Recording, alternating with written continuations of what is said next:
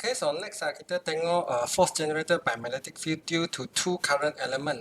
Okay, so kita cuba pergi ke kita punya pattern minder sekejap sebelum kita got confused by a lot of things. Okay, so force generated by magnetic field. Okay, so kita ada 1, 2, 3, 1, 2, 3. So force generated by magnetic field kita pakai tangan kiri, okay, ataupun mereka nama dia Fleming. Okay, so F sama dengan QU cross B. Okay, so sama dengan QUB sin ni. So kita ingat kita punya coordinate system U, B, cross tepat F. Okay, so ini adalah kita punya angle sin theta. So kita ada 3 case. Satu adalah elektron ataupun kita jangan guna elektron lah, nanti anda confuse. Kita ada laju U, arus I dalam laju U, arus I dalam laju U dalam medan magnet. Okay, itu adalah satu. Betul kita kata di sini, sorry ya, partikel lah, partikel ataupun elektron dalam laju U dalam medan B. Okay, so nombor 2 adalah banyak E. Okay, atas wire. Pertama ini tak cukup tempat dalam medan B. Okay, so ini anda kena distinguish kedua-dua dalam medan B. Okay, ini ada wire, ini tak ada wire, Okay, the third one you need to understand. Ini adalah sebiji, ini adalah banyak biji, kumpulan. Okay, so salah satu persamaan ini ada juga ada U. So U dengan U ni sama. Okay, so berbeza dengan 1 dengan 2 ialah 1 adalah sebiji, 2 adalah banyak biji di atas wire. Yang ketiga ni actually adalah 2 of yang nombor 2, iaitu 2 kali, iaitu ada 2 kumpulan. So ini hanya ada 1 kumpulan, 1 wire. Gambar aja lagi senang, cikgu rasa cakap nanti anda pun tak faham. Ini E.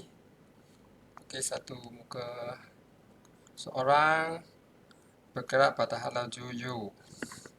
Okay, yang kedua ni banyak E bergerak pada Y laju U. Okay, so mereka semua dalam medan. Okay, let's say medan.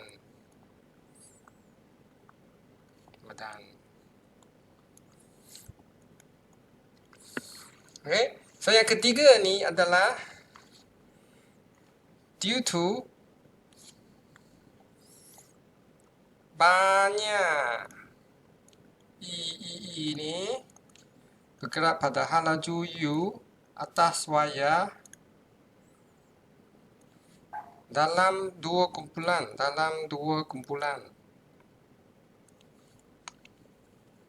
Kenapa dalam dua kumpulan?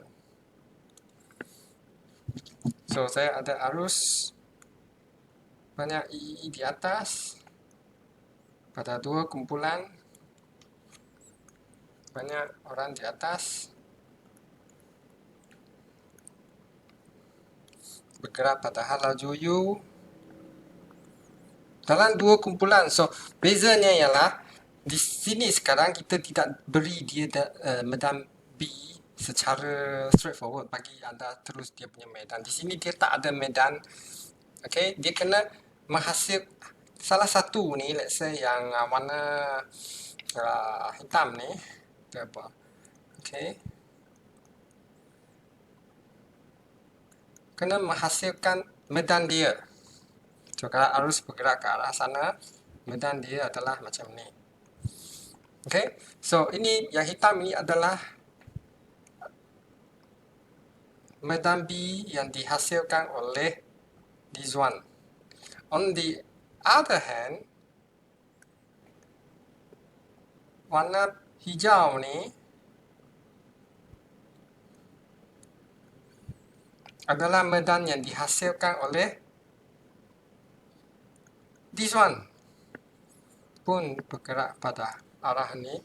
So, kedua-dua ni obviously mengalami tekanan.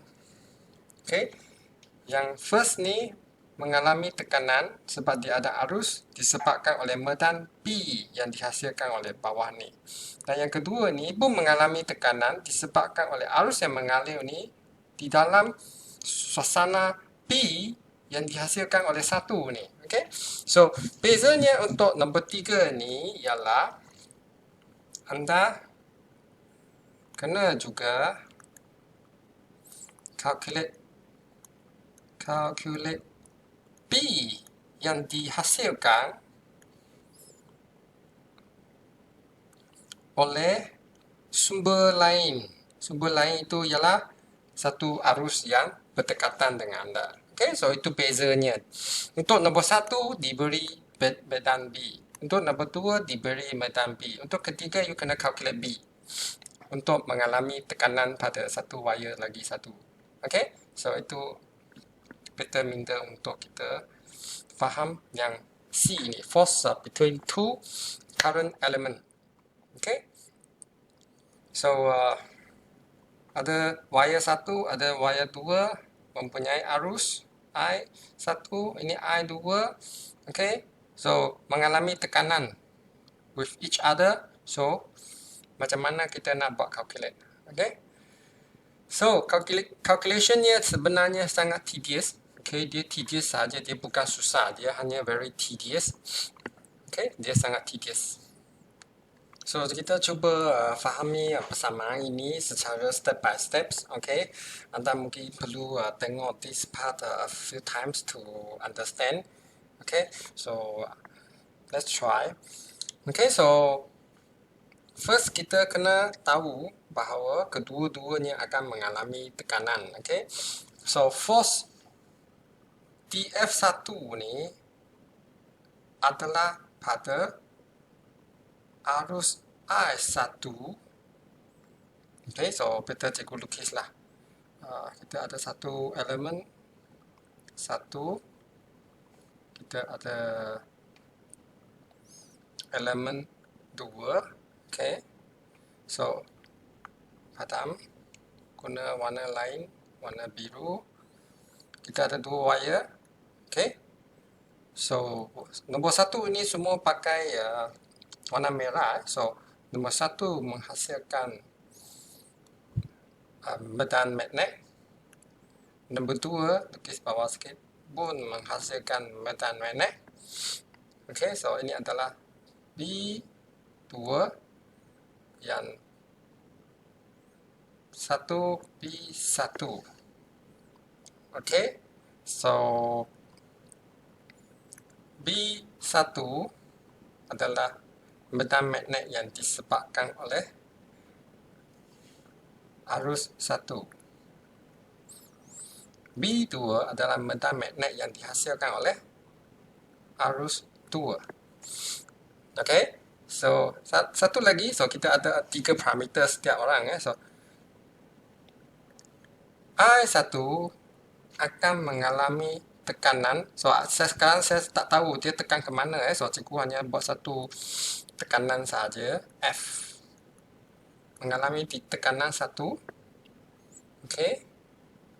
2, wire ni pun mengalami tekanan 2. Disebabkan oleh arus 2. Okay, so setiap current element ni ada 3 parameter. Arus, medan, tekanan. Arus, medan, tekanan.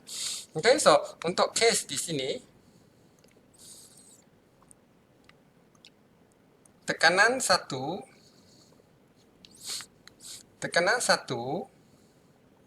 adalah disebabkan oleh cikgu cakap sekali lagi, tekanan 1 pada I1 ni. Okay, so tambah lagi satu, ini adalah line, dia. Line dia DL panjang 1. Ini adalah line DL 2. Okay, so itu hanya untuk panjang line saja. Okay, cikgu cakap sekali lagi. So tekanan 1 pada line 1 yang mempunyai arus 1 ini adalah disebabkan oleh medan magnet B2. Okay, so tekanan F2 ni pada line DL2 ni yang mempunyai arus I2 ini adalah disebabkan oleh medan magnet B1. Okay, so kedua-dua ni adalah mengalami tekanan apabila terkena kepada medan magnet orang lain. Okay, so dia terkena kepada medan magnet orang lain. So kalau kita tengok kita punya peta minda ni, yang nombor 1 ni kita diberi medan, nombor 2 ni ini diberi medan. Ini medan semua eksternal medan. Okay. Yang ketiga ni dia tidak diberi medan sebab medan akan dihasilkan oleh satu current element yang lain. Okay, dia akan dihasilkan oleh satu current elemen yang lain di mana dia menyebabkan tekanan pada current elemen yang lain. Okay, so itu yang menyebabkannya force 1 yang wujud pada line 1, force 1 yang wujud pada line 1 yang membawa arus 1 ni adalah disebabkan oleh medan magnet 2. Okay, jadi biru. Okay, so gunakan Biot-Savart law untuk dapatkan this part first. Biru ni. Apakah medan magnet yang dihasilkan oleh biru ni supaya menyebabkan tekanan F1 pada line 1 ni? Okay, so di sini kita guna Biot-Savart law untuk calculate dulu apa sebenarnya medan yang dihasilkan oleh line 2. So medan magnet yang dihasilkan oleh line 2 iaitu B2 adalah line 2 arus mengalir pada line 2. Okay, ini adalah Biot-Savart law, revisi balik. Okay, kali dengan ini adalah unit vector.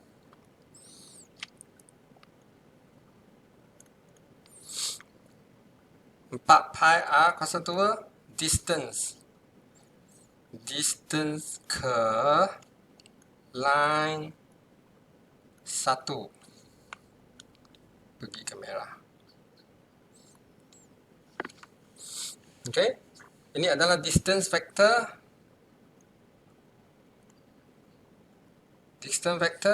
Dan ini adalah distance magnitude ke line 2. Okay, so maka oleh demikian daripada atas tadi tekanan F1 pada line 1 yang mempunyai arus 1 adalah cross product dengan medan magnet yang dihasilkan oleh line 2. So this whole chunk here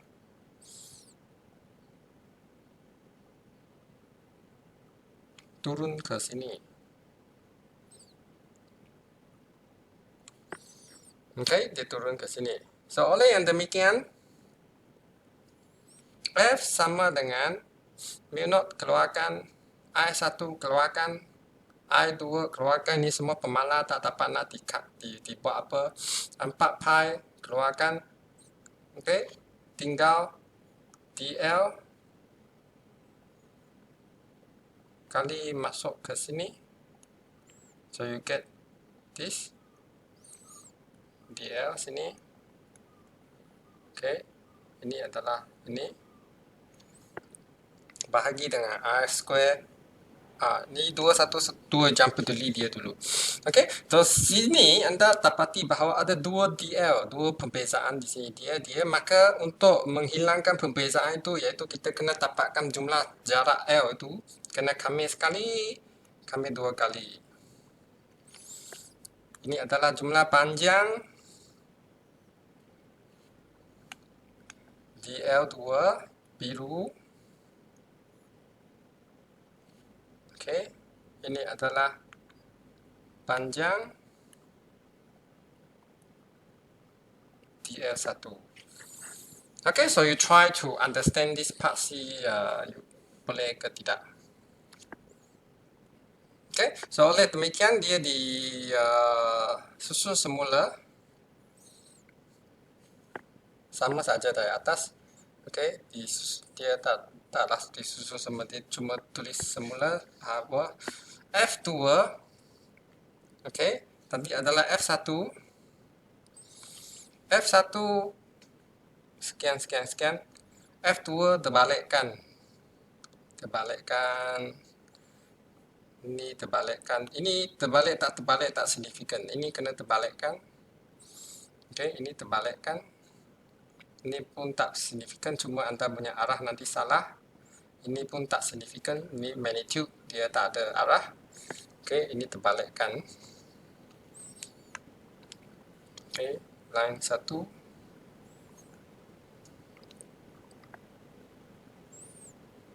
Line 1,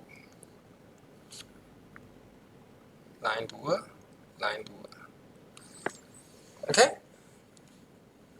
so jawapannya sepatutnya kedua-dua mesti sama magnitude-nya, cuma dia punya arah berlainan. Okay, so anda boleh expect ada dua wire ni.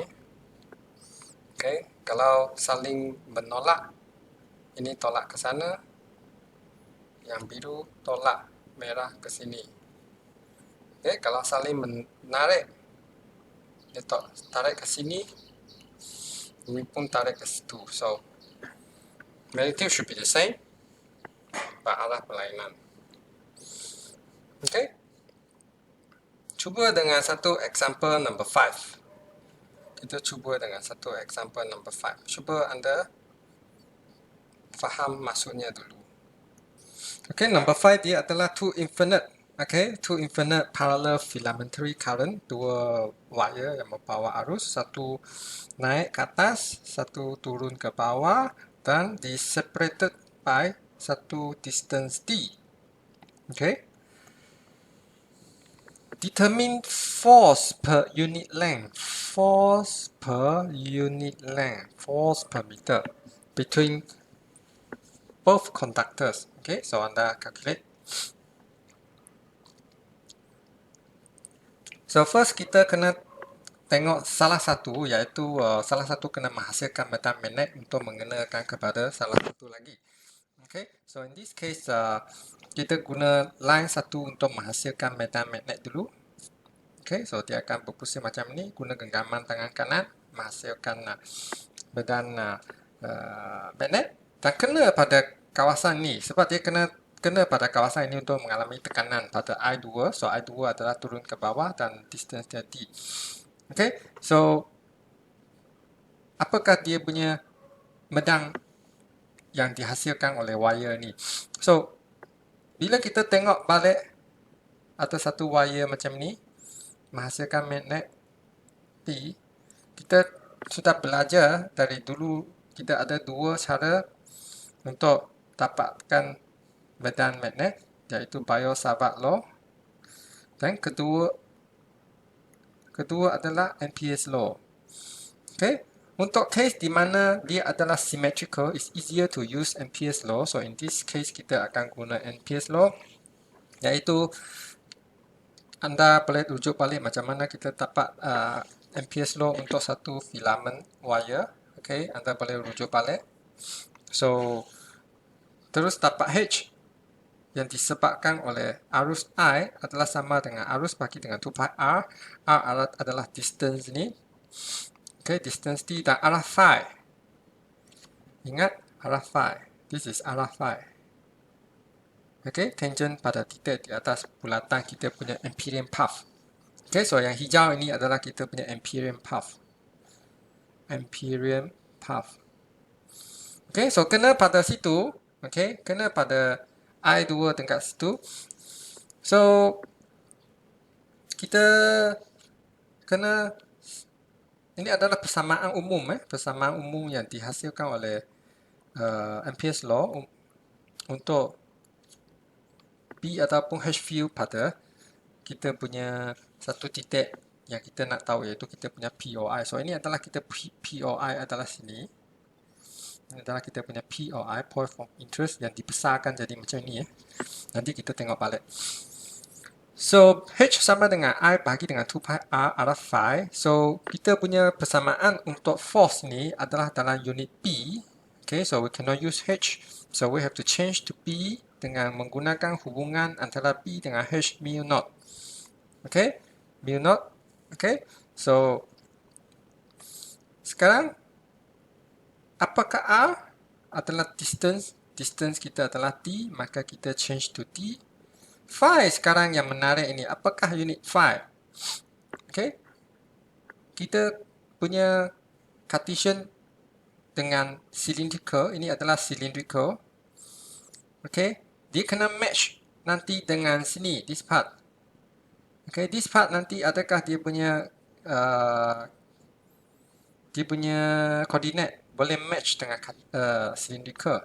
So kita tukar dia kepada Cartesian tanpa menggunakan apa-apa kaedah penukaran, sebab pada kebetulannya bila cikgu pernah explain ni, kalau anda tengok video lepas-lepas ni, cikgu pernah explain ni, iaitu bila magnetic field pusing sampai kita punya point of interest, iaitu ini adalah kita punya point of interest, dan kita punya magnetic field berbentuk pusingan, tiba-tiba pusing kena macam ni. Okay, at this point dia punya tangent is actually ini. Okay, dia punya tangent is actually this one. So ini adalah tunjuk ke negative X sebenarnya. So dari situ kita boleh gantikan kita punya phi ni dengan negative X. That's why you get this negative X. Okay, you get this negative X. So anda sudah tukar persamaan umum kepada I I1. Okay, I1 bagi dengan 2 pi T R tukar kepada T dan arah tukar kepada X. Okay, so letak negatif X. Okay, so ini adalah kita punya persamaan yang telah diubah mengikut kita punya keadaan. Okay, so B, kita nak B, masukkan satu mu naught ke dalam, kita sudah dapatkan B. Okay, kita sudah dapat kita punya B sekarang. So, kita sekarang nak tengok tekanan dekat sini. Tekanan F2 pada line 2 yang membawa arus 2 yang disebabkan oleh medan magnet yang dihasilkan oleh line 1. Okay, so kita sudah dapat ni, which is O from here. So, bawa lah semua tekan letak di sini. This one is from P. Okay. Tengok persamaan ni seterusnya untuk menyelesaikan apakah DL untuk kita punya line nombor 2. So DL adalah ni small part DL2. Apakah arah yang ditunjukkan kepadanya? Arahnya adalah Z. So sini adalah negatif Z. So kita letak DZ arah negatif Z. Okay, so it becomes negative ds arah Z. Okay, so crosskan dia, boleh cross tak? Cuba tengok, boleh cross tak? Okay, X, Z cross Y boleh, nasib baik. So boleh cross, dapat ni. U, mu naught tak boleh apa-apa, I tak boleh apa-apa, 2 pi tak boleh apa-apa, T tak boleh apa-apa, I 1, 2 pun tak boleh apa-apa, semua dikeluarkan keluar rumah.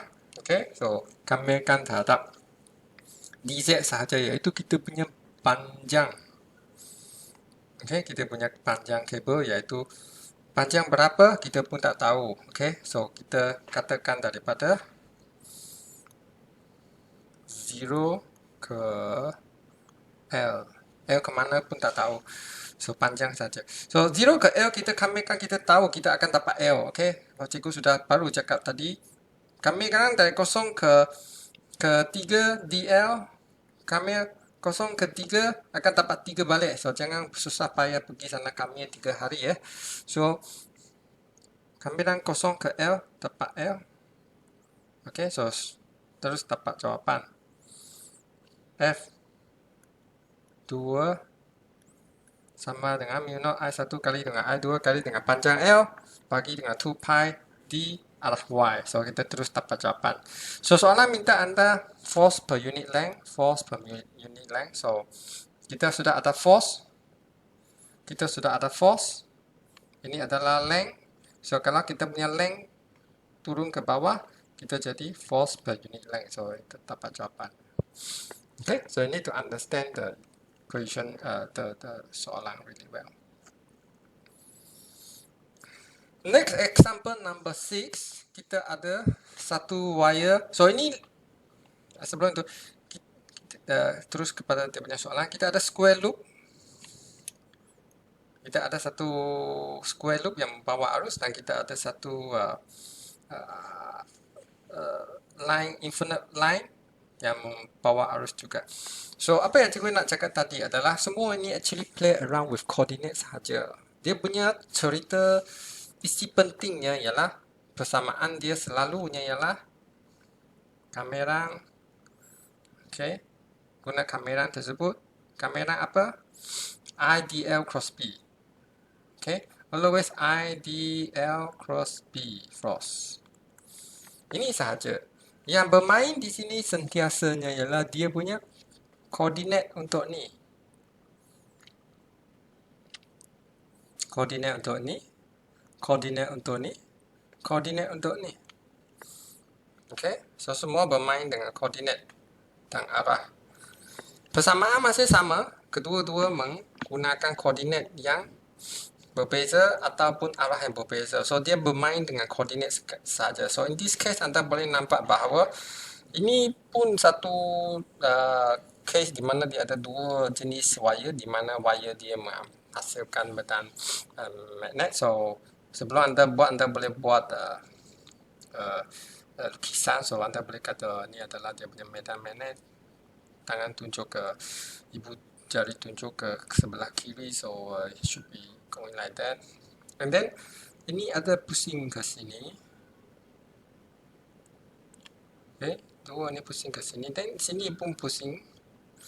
Okay, so dia ada banyak jenis pusingan medan magnetnya. So ini semua bermain dengan koordinat. Okay, so dia bermain dengan koordinat. Penyelesaiannya sama, cuma anda kena tahu macam mana bermain dengan koordinat. Okay. So bila anda boleh faham dengan koordinat sistemnya, then it's easier for you to understand. Okay, easier for you to understand. So anda cuba tengok macam mana anda selesaikan solution di atas dan cuba buat untuk solution number 6. Okay, so next kita masuk untuk tengok magnetic torque force and magnetic dipole moment. Okay, kita tengok apa maksudnya torque force. Okay, so torque ini anda mungkin sudah dengar beberapa kali torque. Okay, so torque berkenaan dengan force. Nanti kita tengok apa maksudnya. Okay, so kalau kita punya loop ini diletak dalam satu medan magnet B, loop kita ada satu loop yang warna biru ni, kita punya loop ni. Okay, so loop ini anggap dia adalah satu wire. So wire dia berbentuk segi 4. So segi 4 ni mempunyai 4 sisi. So 4 sisi ini mempunyai 4 jenis arah. Okay, 4 jenis arah yang bertentangan.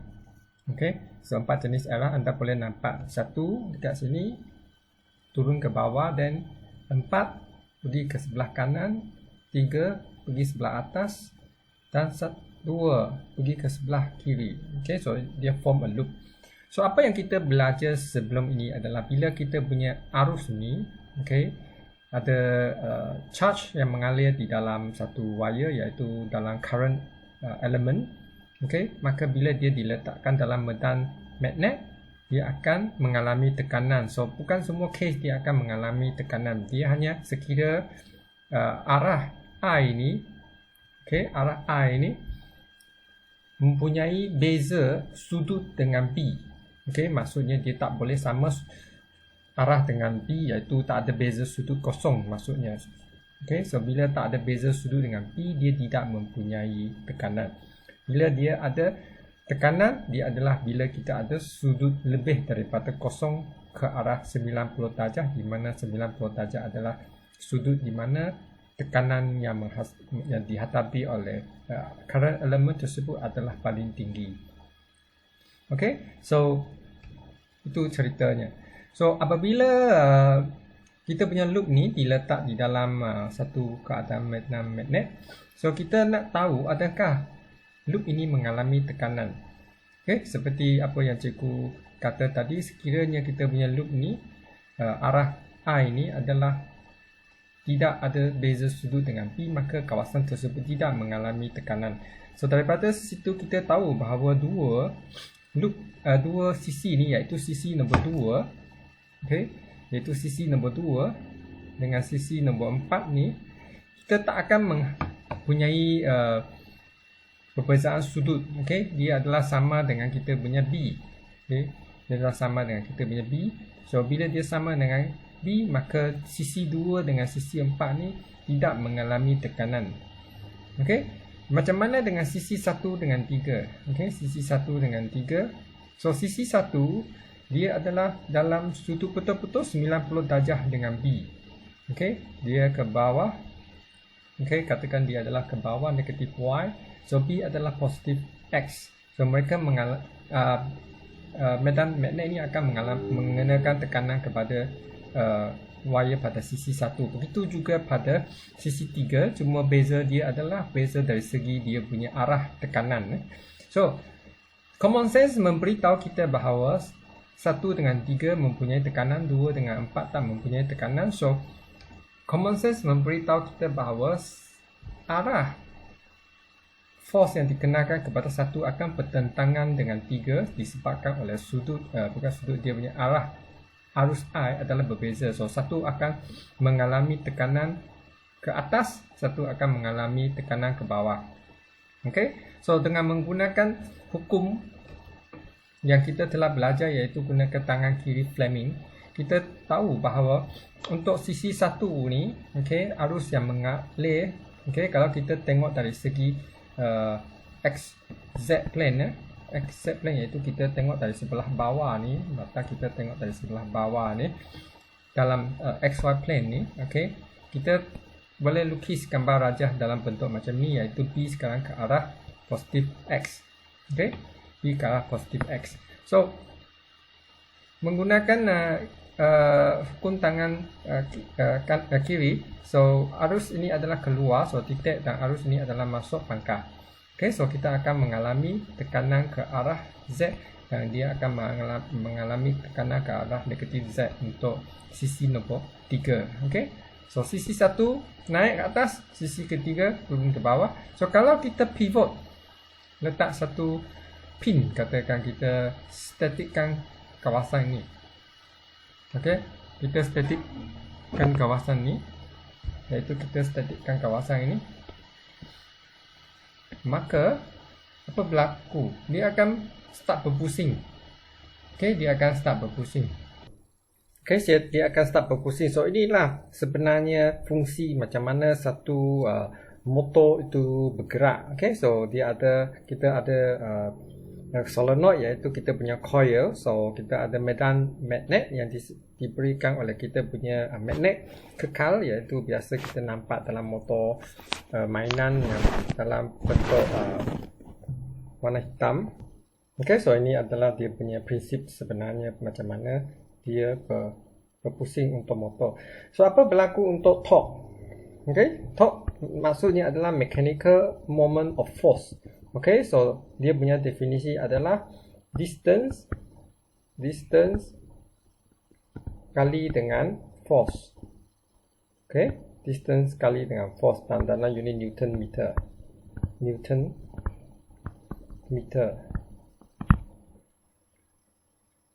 So apakah macam mana kita nak calculate force?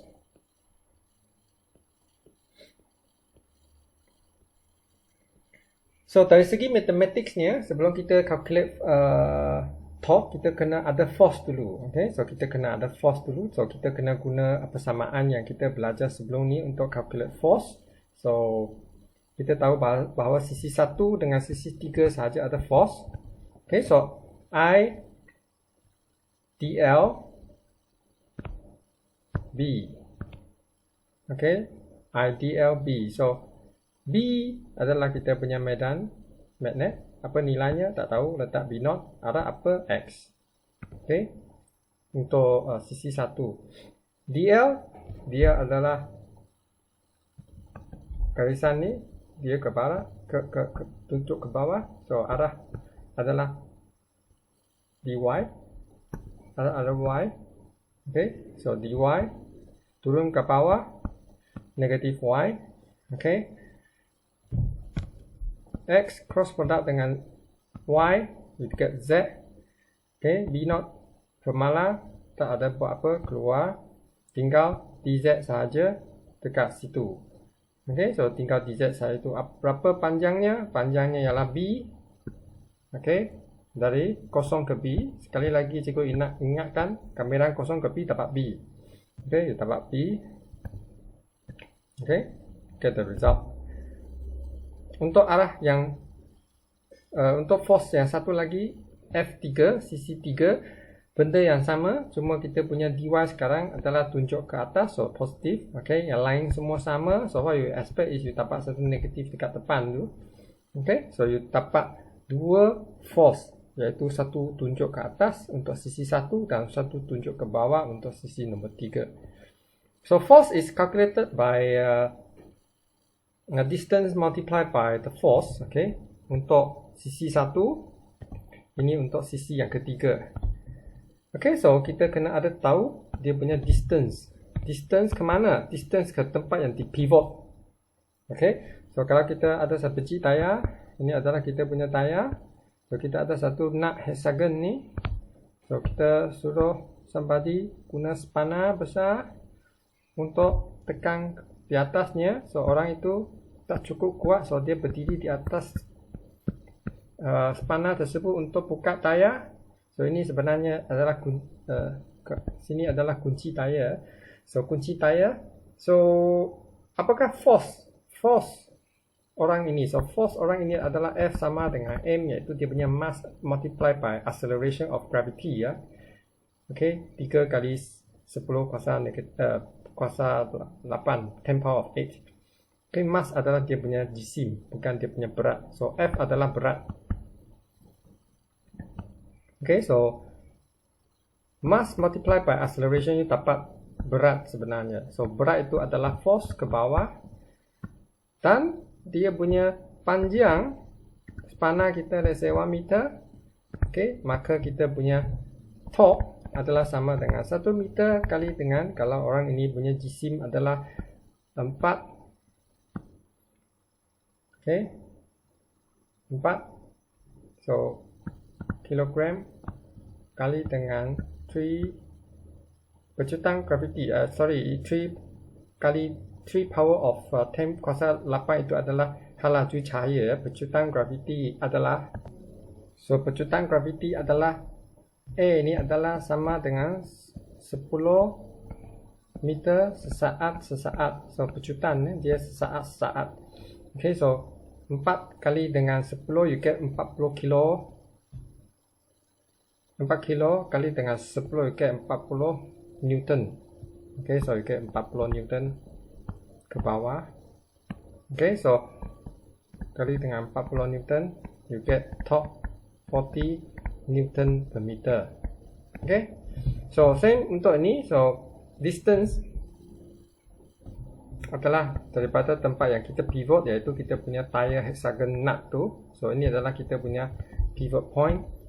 So ini adalah kita punya distance, iaitu kalau ini adalah A, so ini adalah A bahagi 2, ini pun A bahagi 2. Okay, A bahagi 2, A bahagi 2. Okay, so distance ini pun dalam dia punya nilai pun vektor, vektor dia ada arah. Okay, dia ada arah. So satu adalah negatif X, tunjuk ke arah sana, negatif X. Satu tunjuk ke arah sini adalah positif X. Okay, so setengah A bahagi 2. Okay, kali dengan dia punya force. Dan tambah dengan A bahagi 2 untuk side 3. Kali dengan negatif untuk sisi 3. Okay, maka kita dapat jawapan arus kali dengan magnetic field kali dengan A kali dengan B. A adalah sisi A. Ini adalah sisi A. Boleh ingat mana sisi A? Okay. Sisi A kali dengan sisi B. Arah Y. Okay, kita dapat arah Y, dia punya top punya direction. Okay, so A dengan B ini, kalau kita lukis satu segi 4 tadi, kita ada B, kita ada A. Kita A kali B macam luas permukaan. A kali B, so dia macam luas permukaan. So A kali B, kalau kita boleh wakilkan dia sebagai big A, area. So area ni is equivalent to A kali B. Maka kita punya top untuk kita punya macam loop di dalam medan magnet ini adalah sama dengan arus kali dengan magnetic field punya value kali dengan luas permukaan loop, dan arahnya adalah positif Y. Okay, so bila dia start berpusing, so bila kita punya loop start berpusing, contohnya dalam case gambar raja ni, okay, this gambar raja ni, so bila kita punya loop start berpusing, okay, apa berlaku dalam keadaan ini? So titik ini akan keep on pusing. So dia akan pusing. Let's draw a circle. Ini adalah dia punya pusingan. Okay, so kita buat satu aksi. Okay, so force yang disebabkan oleh magnetic field ini pada arm satu, iaitu sisi satu, dia akan naik. Okay, dia akan naik ke atas, dia akan ditolak ke atas. Tetapi dalam sekeliling ataupun dalam perjalanan dia dalam bentuk bulatan ni, contohnya, okay, force yang dikenakan oleh medan magnet ni adalah sentiasa hala ke atas. Okay, adalah sentiasa hala ke atas. So pada satu ketika di mana dia berada pada kedudukan ni, kita punya loop ni adalah ditarik ke atas. Apa yang kita nak sebenarnya adalah suruh dia turun ke bawah. Okay, kita sepatutnya nak ni turun ke bawah supaya motor ni akan senantiasa berpusing. So kalau berada di kedudukan ini, dia sentiasa masih lagi ditarik ke atas, and at the same time, okay, at the same time yang dekat bawah ni pun sama. Bila dah sampai sini, Okay, dia pun ditarik ke bawah. So kita punya loop ditarik. Okay, satu tarik ke atas, satu tarik ke bawah. So apa berlaku kepada loop ni? Pecah. Okay, so dia tak boleh nak berpusing dengan efektif. Okay, so sebaik-baiknya ialah sebelum ataupun selepas melalui titik ni, pada titik ini, kita kena buat something supaya force yang menarik kita punya loop ke atas sekarang, selepas melalui titik ini, dia kena dipesongkan supaya arah force adalah ke sini pula.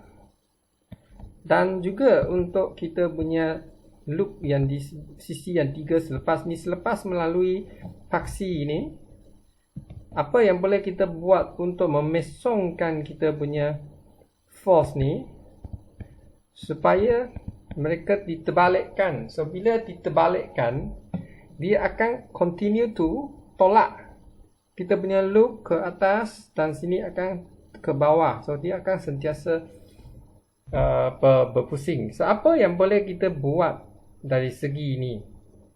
So the only thing we can do is magnet kita tak boleh berubah. Okay, magnet kita tak boleh nak ubah, dia kekal, magnet kekal. Then kita punya loop pun tak boleh diubah. So apa yang boleh diubah adalah kita punya arus. Okay, adalah kita punya arus. Okay, so untuk pengiraan itu tadi kita punya konsep pusingan untuk kita punya motor. Okay, so untuk pengiraan torque pula, okay, T torque yang dikenakan kepada kita punya loop ini, iaitu kita punya loop ini. Okay, so terlupa cikgu kata tadi ini adalah magnetic moment punya direction. That's why bila kita tengok tadi, okay, balik ke asal tadi, kita ada arah Y. So anda mungkin tak faham apa maksudnya arah Y. So arah Y adalah ni. Okay, ini adalah kita punya torque punya arah. So bila kita ada satu luas permukaan macam ni, so dia punya torque adalah mempunyai arah serinjang dengan luas permukaan ini. Okay, so in our case kita punya loop, okay, ini adalah kita punya arah untuk kita punya torque ni. Juga boleh dinamakan sebagai magnetic moment. Nanti kita tengok balik apa maksud ni. So untuk pengiraan torque disebabkan oleh kita punya loop start bergerak, berpusing ini. So torque masih mengambil kira kita punya panjang ni. Okay, so cikgu cuba loretkan this part supaya anda boleh nampak. Okay, so ini sekarang semakin pendek.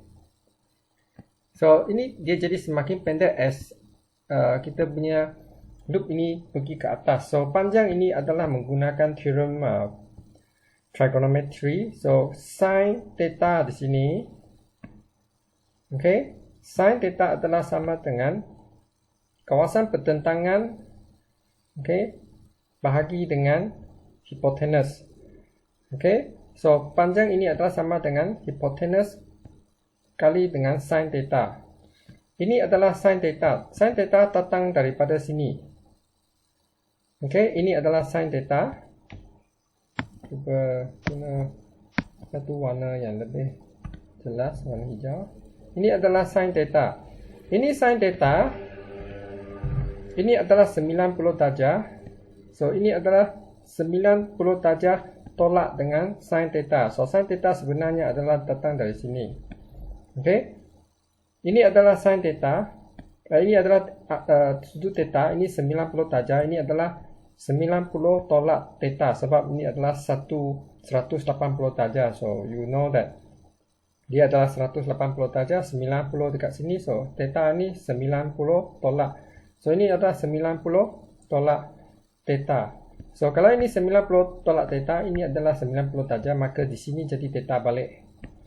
Okay, so di situ kita boleh calculate panjang ni, yang warna merah ni. So torque adalah sama dengan arus kali dengan magnetic field, panjang A kali dengan panjang A kali dengan B.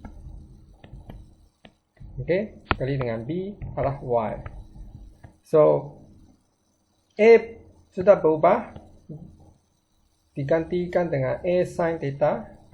Okay, semakin dia kecil. So, kita boleh expect bila dia sampai ke atas ni, garisan ini dah jadi kosong. So, top jadi hilang. Okay, so persamaan untuk torque untuk satu loop adalah sama dengan arus kali dengan luas kali dengan, ini adalah magnetic field dan sin theta. Okay, bila paling kuat, bila sin theta adalah sama dengan 1, di mana sudut theta adalah sama dengan 90 darjah. Masa dia masih dalam bentuk mentata. Okay, masa dia masih dalam bentuk mentata. So, bila dia jadi menegak vertical macam ni, then we get the 0. So, sin 0, you get 0, 0, you multiply, masuk semua dapat 0. Okay, so torque sama dengan I arus kali dengan A. So, jangan confuse arus kali dengan luas. Ini magnetic field. Ini adalah sudut dengan kita punya menegak ni. Okay. Okay, so ini pun dinamakan sebagai magnetic dipole moment. Okay, magnetic dipole moment. So digunakan M ni sama dengan arus kali dengan luas. Okay, so this part is magnetic dipole moment.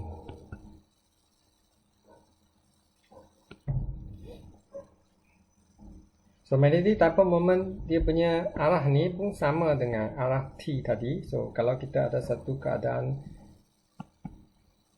luas A, area.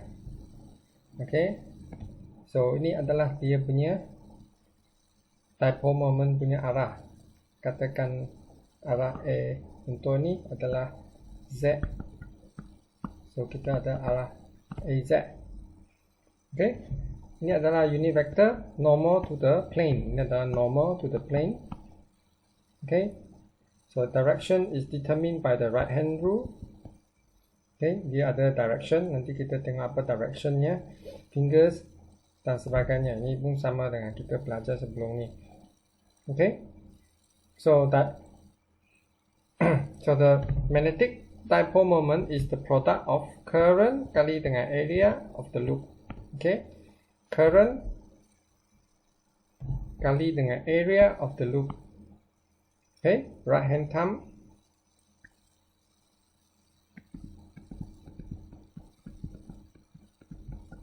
Tangan anda.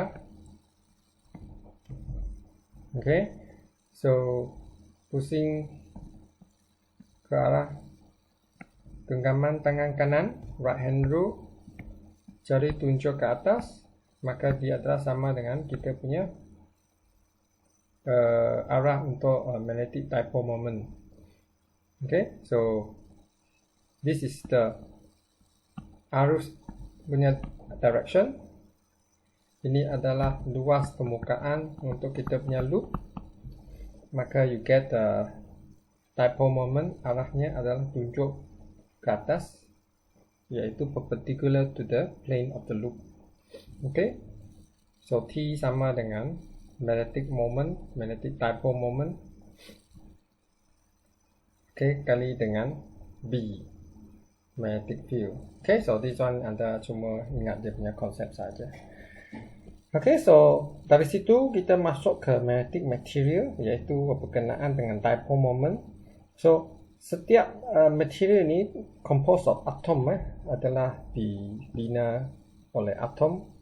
Okay, so setiap atom ni adalah dibina oleh elektron yang mengorbit proton. Okay, so sebiji elektron ni, okay, dia sendiri berpusing. Okay, elektron ni dia berpusing, spinning. So bila dia berpusing, dia pusing macam ni katakan, maka dia menghasilkan arus I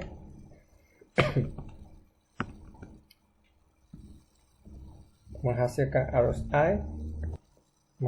arus I dalam direction ni. So elektron E ke sana, arus I ke sebelah yang bertentangan. Okay, so menggunakan hukum genggaman tangan kanan, kita boleh tunjuk bahawa magnetic dipole moment M disebabkan oleh spinning elektron, okay, adalah tunjuk ke bawah. So ini adalah sebiji elektron. So sebiji elektron ni pula dia dalam satu atom. Ini adalah atom. Sebiji elektron yang mengorbit, okay, bergerak di sekeliling atom ni, dia juga menghasilkan arus I yang bergerak pada arah yang bertentangan dengan arah elektron. So I pergi ke sana, hukum genggaman tangan kanan, menggunakan itu kita dapat magnetic dipole moment M untuk orbiting. Okay, so kita dapati bahawa material ni semasa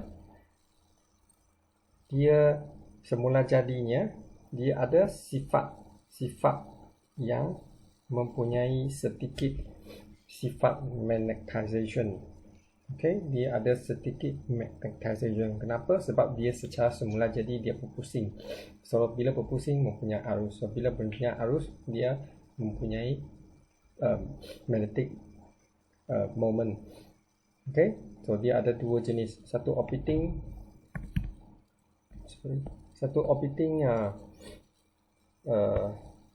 magnetic moment, satu adalah spinning magnetic moment, dua. Okay, so disebabkan oleh itu, maka kita punya satu bahan material itu, okay, boleh dipengaruhi oleh magnetik yang berada di luar, iaitu external magnetic field.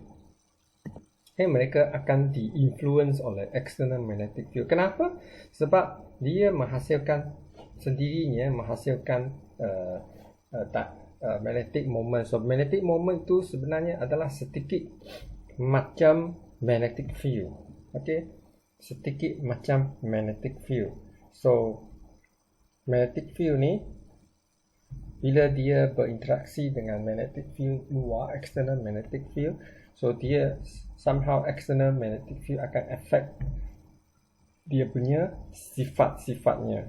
Okay, apa itu sifat-sifatnya, kita tengok seterusnya.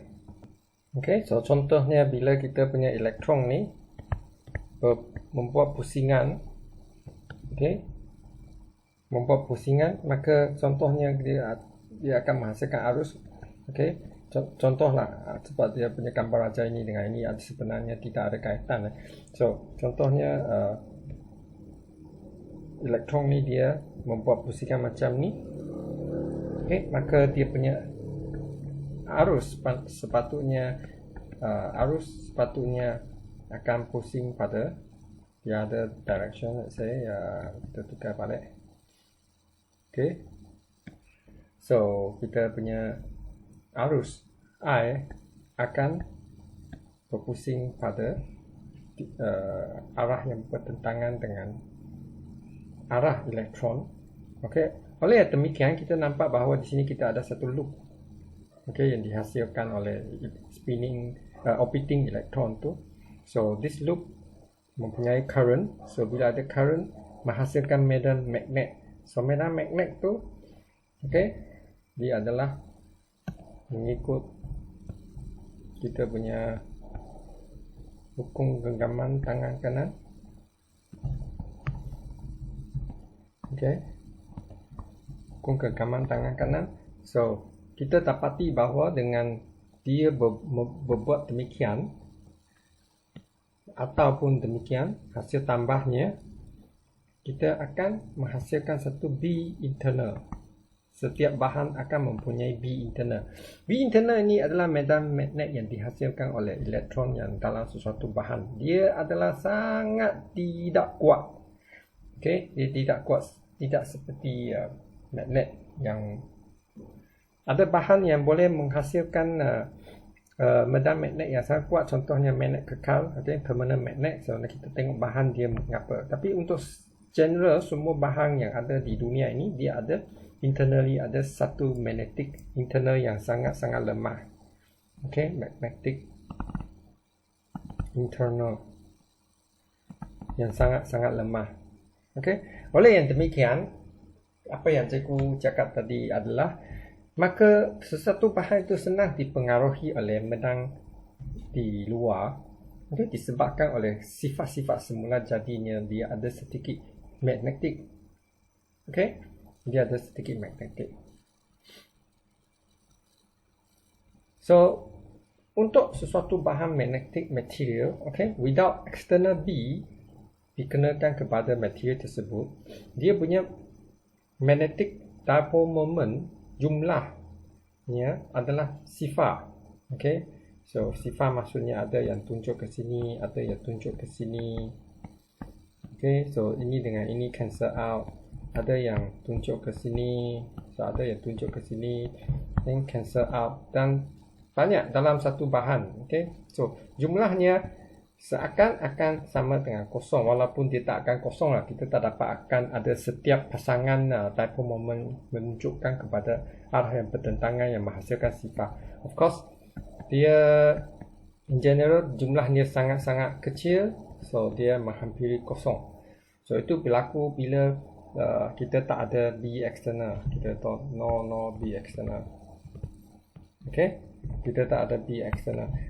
So apa berlaku when B external field is applied? The magnetic field, okay, the magnetic moment of the electron akan align, ikut. Okay, dia akan ikut external field. So benda itu dinamakan sebagai magnetize. So anda memagnetkan dia. Okay,